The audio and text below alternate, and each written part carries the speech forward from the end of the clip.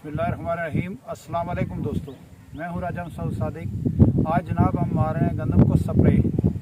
तो मैं आपको बताऊंगा कि स्प्रे का कौन सा बेस्ट टाइम होता है और एंड तक वीडियो ज़रूर देखिएगा। बहुत ही ये ज़बरदस्त वीडियो बनने वाली है।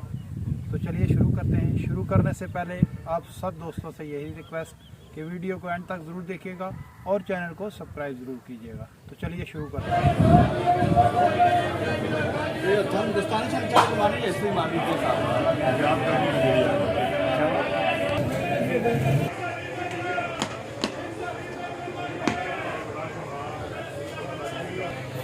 जनाब की दवाई तो अगर अस अपना काम शुरू कर सा।